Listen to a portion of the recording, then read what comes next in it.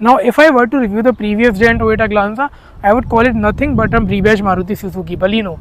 But Toyota have taken all the criticism seriously and launched this. This is a 2022 Toyota Glanza, and it comes with a couple of changes that not only make it different from the Maruti Suzuki Baleno but also make it better in some regards. Now I will be explaining you all the reasons why do I think that this is a better buy over its Japanese cousin. But before we start, let me request you to please subscribe to the YouTube channel, share it with your friends, comment your thoughts on it, and also hit that bell icon.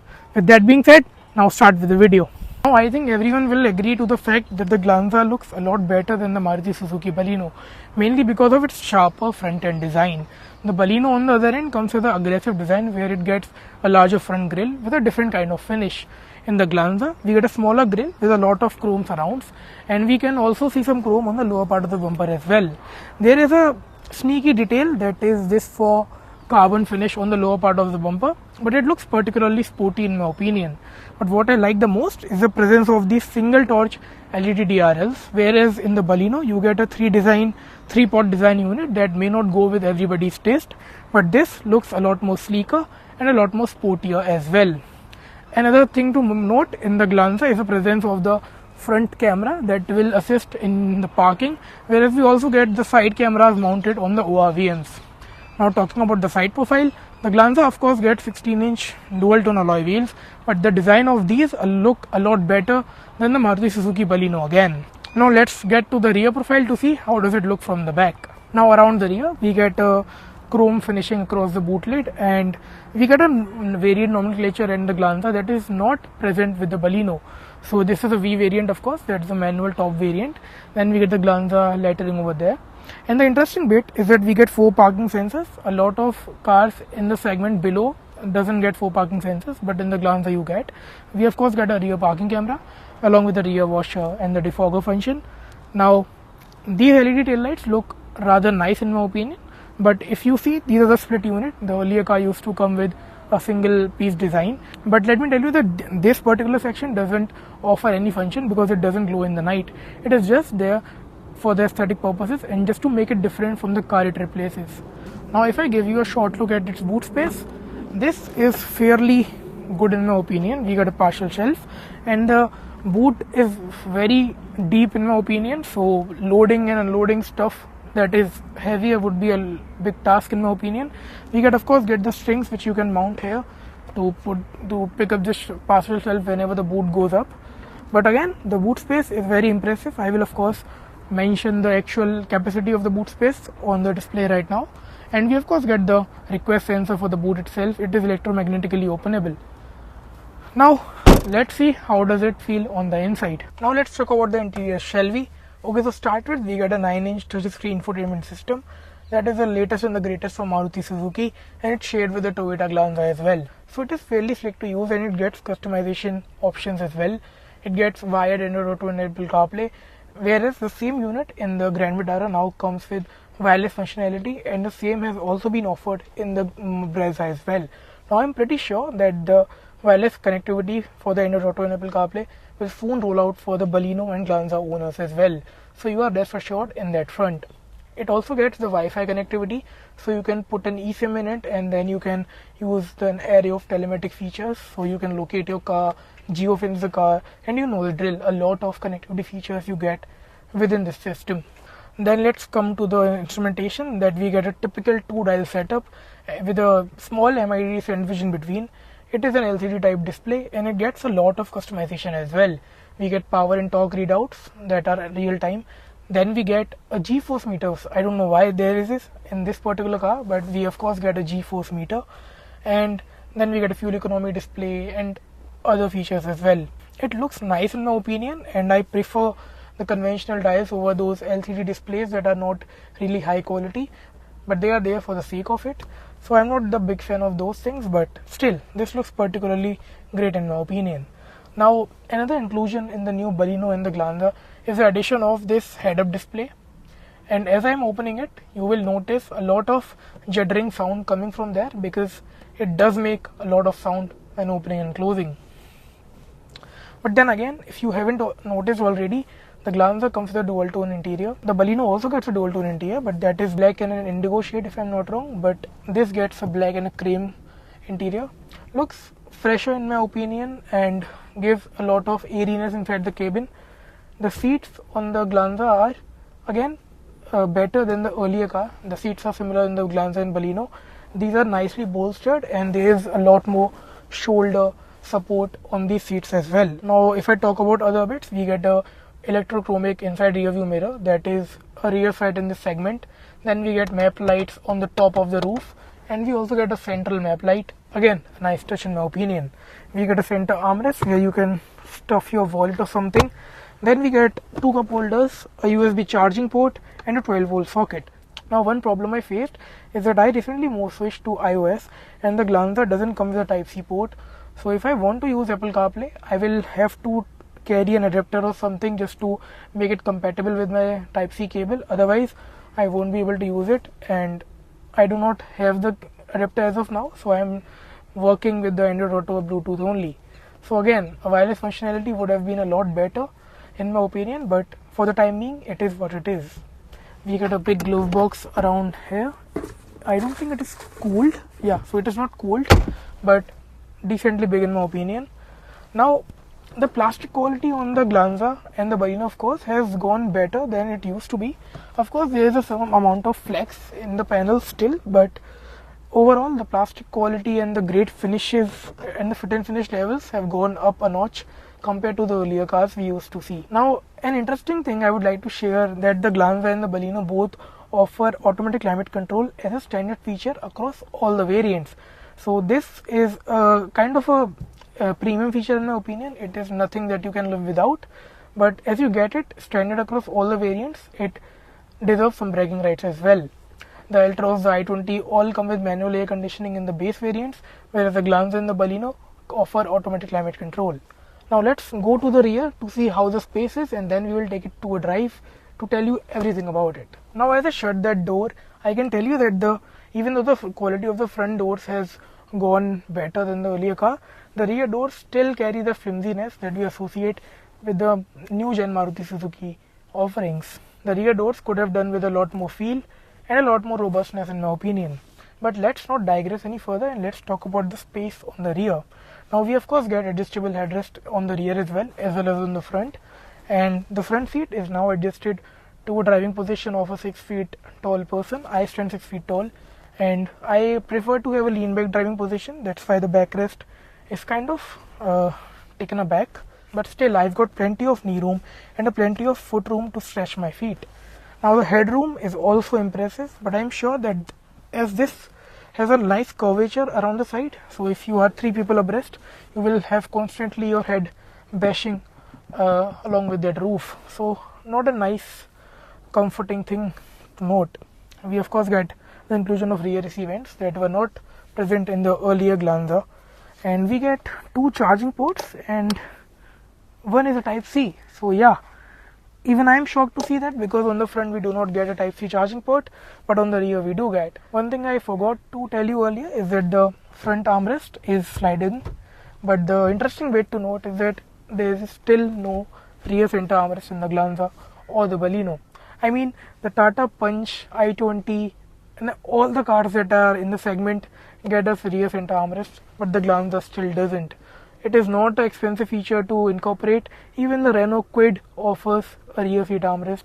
I don't know when will Toyota or Maruti Suzuki will decide to offer that feature in their so-called premium hatchbacks. I think that's the time I should go on that feed to talk about how does it drive. Okay, so let's start with the basics first. The Glanza comes with a 1.2 liter dual jet petrol engine that produces around 90 PS of power and 114 Nm of torque. The peak power output comes at around 6000 rpm, whereas the same torque output comes at around 4400 rpm. Now those are some promising figures on paper, but trust me, I have one Glanza at home as well, and that is the previous gen model. So I have a better comparison to draw when it comes to the differences between both the models. So in terms of engine performance, the new Glanza somehow feels underpowered compared to the earlier car, even though this produces more power on paper.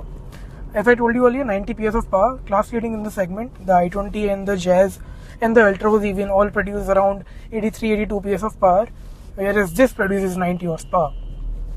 Now if you are ambling around town without much fuss, let me tell you that this is a very refined engine to have. You don't have to shift a lot, and the engine is very refined. You just have to apply minimal pressure on the throttle and you will get a good amount of power to amble along. It's only when you want some additional power output to maybe do an overtake or just have some fun, that's when you realize that this could have been done with a little more power on that front.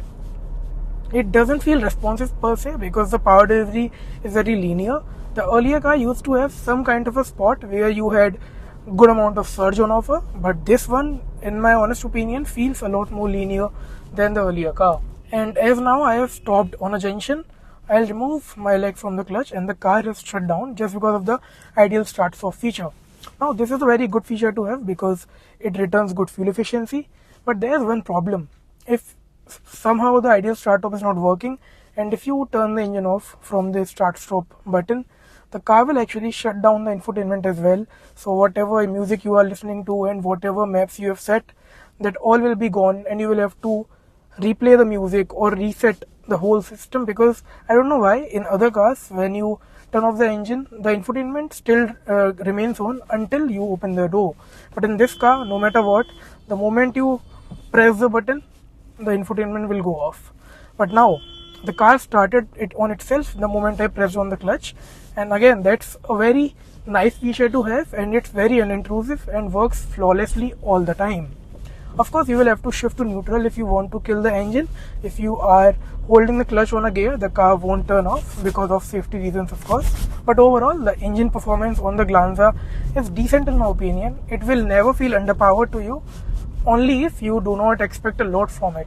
If you are an enthusiast kind of a driver, you better look out for the i20 N line because that has a turbo petrol engine and a lot more power and a lot more handling characteristics as well.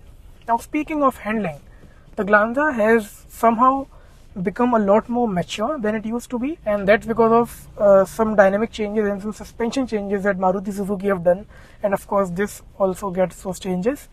So yeah, when you are around the twisties or if you are driving it in a enthusiastic manner, you have a decent grin on your face just because it does feel rather exciting. The 195 section tires mean that you get good amount of grip no matter in what scenario you are, and the tires also help in terms of the braking performance. But before we head on to that part, let me talk about the steering for a little bit. When Maruti Suzuki launched the new Baleno, they stated that they have retuned the steering and it have also received the update that they call self-centering. Now that was a big issue in the earlier Maruti Suzuki cars like the Baleno, Ignis, Swift, and you get the gist. And this of course is no different. So in the earlier car, even the Glanza I own at home had that issue that the steering just doesn't self-center. If you are making U-turn, the steering will not come to its center position and it will keep on turning no matter if you have made the turn itself. So you'll have to make a manual control over it and then you have to turn the steering wheel in the self-center. But in the new Glanza, I have tested it and it works flawlessly in this model. It self-centers itself and it is no longer the unnerving nature that the earlier car used to have. The earlier car also had a little bit of mushy steering. It was very unresponsive in that regard, but this one feels decently responsive and doesn't feel slow like the earlier car. Now let's talk about some other bits like the brakes, and on this regard I think Maruti Suzuki have made a big difference because the earlier car used to feel very terrifying once you hit brakes on a triple digit speed. Say if you are doing 110, 120 and if you put on the brakes on an emergency or in a hurried manner, the car will actually lose its line and it will make you feel horrid because the whole car got disbalanced and it is a horrid moment in the shortest way possible. And that has been taken care of in this generation of the Baleno and the Glanza because the braking feels a lot more sure-footed and you don't feel that the car is losing its line or it is going here and there. It stops in a not in a dead center manner, but it doesn't move that left or right. Of course, the high speed stability is not something to write home about, but it is still decent in my opinion and not as horrifying as the earlier car. Now if you have driven any Japanese car, you would agree that the transmissions on these Japanese cars are one of the finest, and the Glanza is no different. I am currently driving the 5-speed manual and it is a joy to use. The shifts are very short and have a very tactile feel. So whenever you are going from third to fourth, you generally feel that you are holding on to something that is precisely built and not something that is rubbery or mellow in that sense. And that's again a point I would like to make, is that you don't even have to shift a lot more, because this engine has a very good low end torque. So if you are even in third gear at the city speeds, you will not find the engine struggling for any bit. And the Glanza is one of the very few cars that can actually amble around the town in second gear. On the speed breakers, on stop and go traffic, you don't have to necessarily go into the first gear. I won't recommend that you always drive in the second gear, because that could take a toll on the clutch. But if you don't want to shift, the car will easily get on with it on the second gear itself, even in bumper to bumper and stop and go traffic. So yeah, that's another insight right there. But let's talk about the clutch pedal. That is fairly slick to use in the first glance, but the problem is that first, it has a rather long travel, so many of you may not like that. And secondly, the biting point is very up tall, so you will have to always have a leverage in your mind that okay, the biting point is going to hit right now, and that could sometimes catch you off guard. Thankfully, this is not a turbocharged petrol engine, so you won't be horrified with the response, but still you can stall the car multiple times. And that's again the point where I realized, and that's the biggest irritant in my opinion as well, because whenever I stall the car, my music, my maps, everything goes for a toss, because the whole infotainment turns off. And then I start the car again, replay the music or replay the my app, the Android Auto or Apple CarPlay or whatever it was. So again, that's the biggest irritant in this car, and I don't know why Maruti Suzuki or Toyota have done that, because in any other car, even the mass market basic cars have that feature that the battery has enough juice in itself to hold on the data on the infotainment screen, but somehow this car doesn't. I still fail to understand why. But okay, let's not crib anymore and let's talk about the overall ergonomics of the car. Now this is where I have never ever doubted Maruti Suzuki, because all these cars have good amount of ergonomic fitments and all the buttons are there where you expect them to be. We of course get the inclusion of the heads-up display in the Glanza, and we have got a button to operate that here. We can also position the height of the heads-up display as per your height, the driver's height. So if I stand 6 feet tall and if I find that the feed is set quite low, I can actually use this button to uplift the data and have it in my sight. Now, I am not a fan of this heads-up display because I don't think it is much of use, but it is a feature that when you have it, you don't crib about it. So yeah, I feel that it's a nice inclusion and a standalone feature in this segment, because of course no other car in this segment offers this feature. Now that brings me to another exclusive feature, that is the 360-degree parking camera, and that is a boon to use. Trust me, the quality is surprisingly good and it defeats some 20-30 lakh rupees cars in the quality of the camera feed. It also offers a bird's eye view and a surround view of the car following all the 4 corners. So again, if you are in a tight space and if you are maneuvering through a lot of traffic, that feature will come really handy. Now ride quality is another thing where I feel that this car has matured a lot than the earlier iteration, because it feels a lot more compliant over bad roads and it doesn't jutter around like the earlier car used to. And the steering has also taken a leap in that regard, because in the earlier car, if you are going on a bumpy section, the steering will constantly vibrate and make you feel that you are on a rough patch. But this car has a lot more sophisticated steering setup, so it doesn't vibrate a lot whenever you are going on a rocky patch. And that's not saying that it doesn't have any kind of feedback. It does have a feedback, but that's not very intrusive in that sense, if you get what I'm saying. Now the performance is of course not the selling point of the Glanza, but what is the selling point of the Glanza is the kind of fuel efficiency this car delivers. I have been driving this car in the heavy traffic of Gurgaon, and not in a sane manner, let me tell you. I have been driving it fast, redlining the engine whenever I get the chance to, and still I'm getting 20 kmpl, and that's a remarkable figure to attain. I remember the i20 N line, of course not a direct competitor to this car, but that has a turbocharged petrol engine around 120 horsepower, but that car never delivered more than 13 to 14 kmpl in the city, and a difference of 6 kmpl is a big feat to achieve, and a prospective buyer of the Glanza would really appreciate that. And again, that is one of the many reasons to buy this car. So then we have learned that the Glanza looks good, feels much better than the earlier car it replaces, and offers an overall serene driving experience. So should you buy this car? In all assurance, yes, you should. Of course, this comes at a price. It costs around 10 to 30,000 more than the Maruti Suzuki Baleno. But again, you get the Toyota assurance, a better service quality, and cheaper servicing and maintenance as well. And not to mention, the Toyota Glanza offers one additional year of extra warranty over the Maruti Suzuki Baleno. I hope you liked this video, and if you did like this video, share it with your friends, subscribe to the YouTube channel, and also mention your thoughts in the comments below. I'll see you in the next one. Till then, stay safe.